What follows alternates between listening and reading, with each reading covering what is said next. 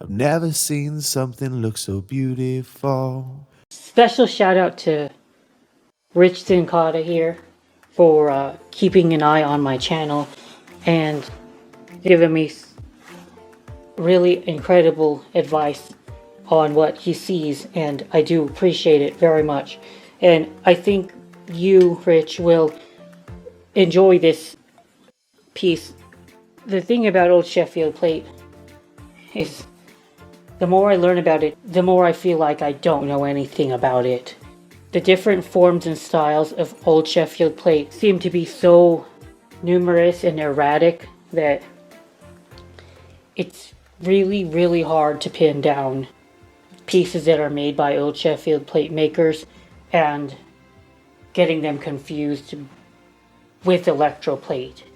Even me, who looks at tons of this stuff, based on the pictures in the form, I did think that there was a possibility that I was looking at a lower quality silver again, just like this piece. This is a legit 835 or 800-ish silver. I thought that this could possibly be another 800 silver piece with just hallmarks of somewhere that I am not aware of, so I thought these could be purity marks. I'm looking at this piece, I'm poring over it, and I'm trying to see some kind of indication that it was fused plate, and this maker was such an amazing craftsmanship. He was such a master at his work that it doesn't remind me of anything that was fused the way that Old Sheffield manufacturers made their pieces. Oftentimes you can see kind of like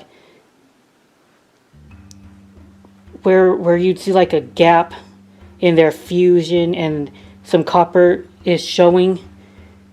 I don't see any of that. I thought this was real silver.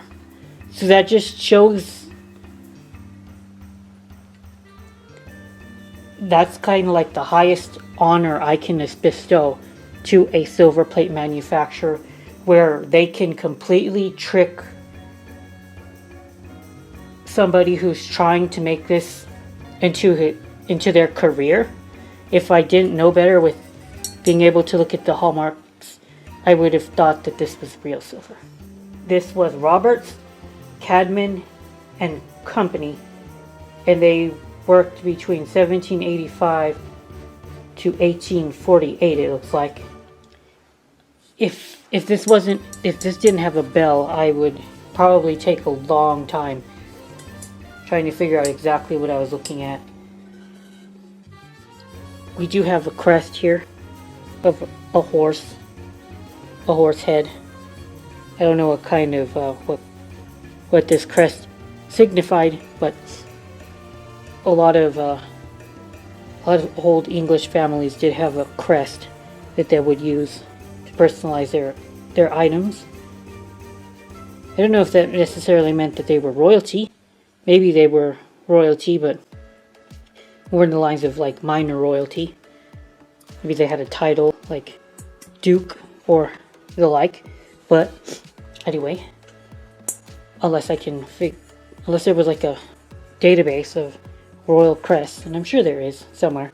This is going to just be unidentified.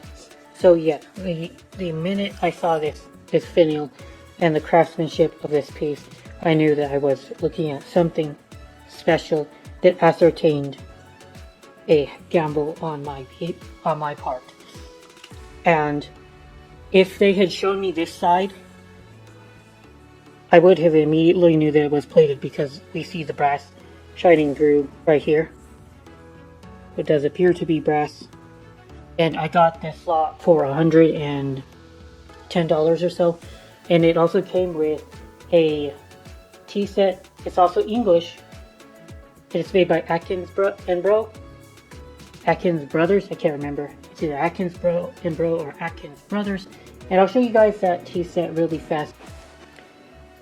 Well, this is a pleasant surprise. There's only one Atkins and Brothers piece in this lot, and you can tell their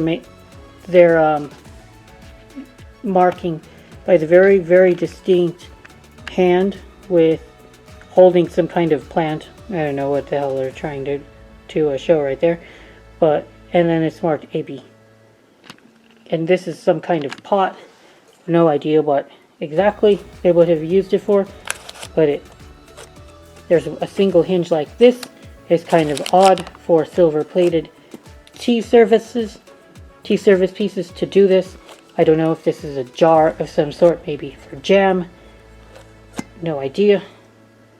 Maybe I will be able to figure that out in the future. But here we have 3 pieces of this maker. Unfortunately, it does appear that we are missing the lid of the sugar bowl. But it says H&L Company. H&L Company. It is plated, as I see right here where we've lost a piece of plating. So there's no doubt that this is plate. But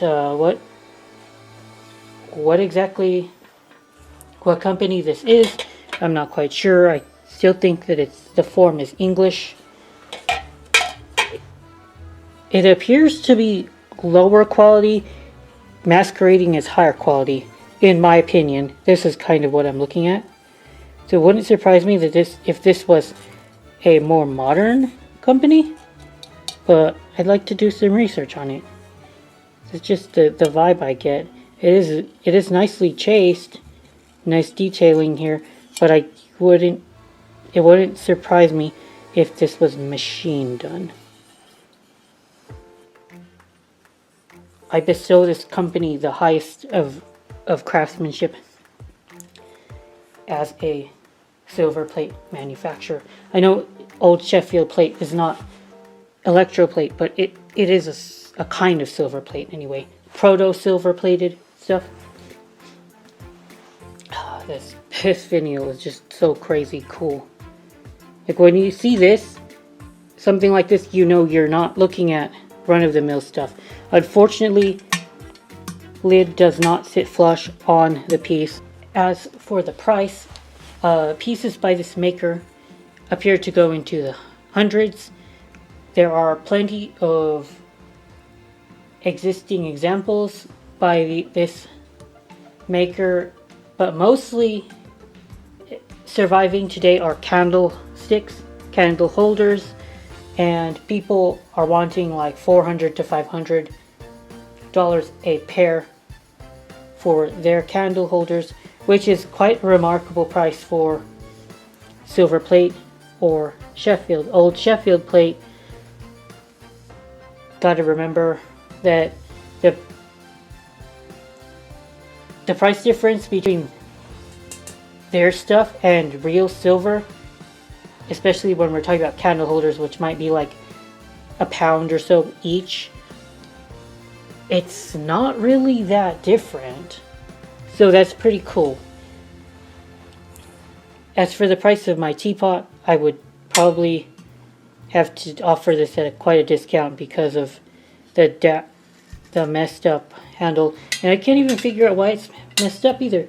It should be able to sit on the piece perfectly fine.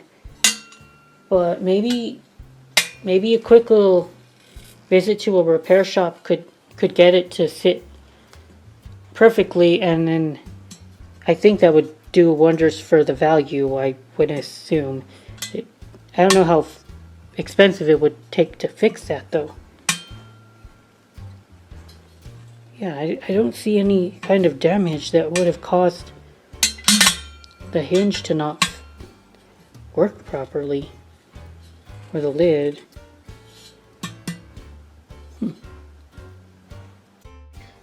It's also crossed my mind that we could be looking at an Old Sheffield rolled plated teapot that was replated, and so it's lost a lot of its old characteristics that would be easier to identify it as Old Sheffield plate if it weren't by an Old Sheffield plate maker. That did cross my mind, and in that case I don't know what that does to the value, probably nothing good, that's for sure. Well, thank you guys for watching the video, and if anybody has any input or knowledge about these pieces or anything they would like to mention in the comments, please do share, because I do not look at English stuff as often as American. I don't see the makers as often. I don't see the form and the style, so I'm way more new to English plate than in English Old Sheffield plate than American silver plate. So thank you guys for watching. Good Mars, good out.